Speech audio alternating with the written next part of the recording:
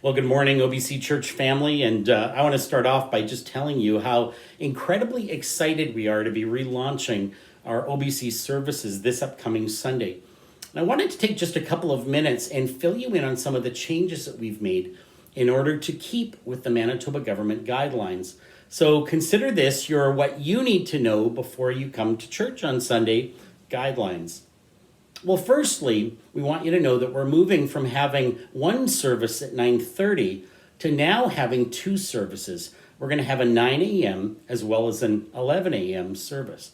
And we're doing this really to help us with our social distancing.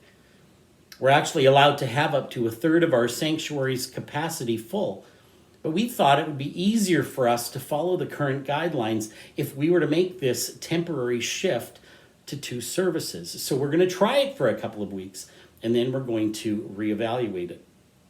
We're also asking people to sign up for the service that they want to attend. And we've created a special email account. It's rsvp4obc@gmail.com.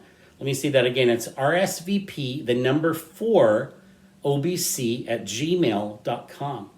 We're asking people to tell us which service that they're going to be attending. You can find that email attached to this message, and we'd appreciate it even in the next few hours if you were to let us know. Well, secondly, you'll notice when you drive into the parking lot on Sunday that we're also asking people to park in specific locations. If you're coming to the 9 a.m. service, we're asking you to park on the west side of the church. And if you're going to the 11 a.m. service, you'll be parking on the east side of the church. And again, we're doing this to help us with our social distancing. Thirdly, and for the next few weeks anyways, we are also designating the main front doors as the only entrance into the building. And the library doors are going to be our exit.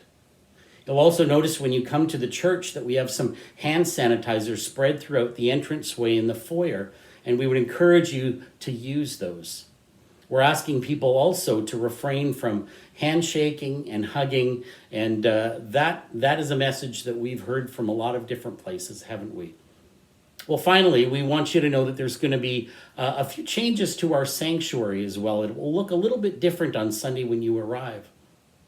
The first thing that you'll notice is that we've roped off every second pew, and this is in an effort to help us with our social distancing and to make it just a little easier to figure out where you're going to sit. We're also asking you to sit at least 2 meters or 6 feet from the people beside you, unless they happen to be members of your family.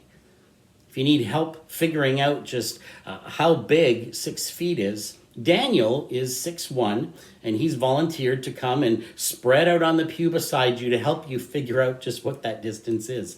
So, and I'm sure Daniel would be thrilled to do that. You'll also notice that we've removed the pew Bibles and the hymnals from the pew racks because those are things that people often touch. The words to all the songs are going to be up on the screen, and we will be putting both of those, that being the pew Bibles and the hymnals, back in the pews just as soon as we are able. We're also not going to be taking the offering in the way that you're probably used to. You will notice that we now have a stationary box placed in the foyer, and we would ask that if you came prepared to give that morning, that you would just put your envelope in that box.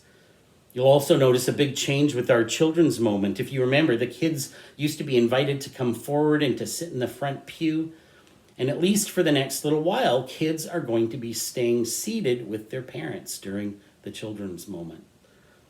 In between the two services, we want you to know that there will be a cleaning of many of the most used surfaces in our church. And we're doing that because we want all of you to feel safe and protected. And we want you to know that we are doing all that we can to ensure that that is the case. Well, that's it. That is your what you need to know before you come to church on Sunday guidelines. And we are truly looking forward to being with you on Sunday and looking forward to worshiping the Lord together under the same roof.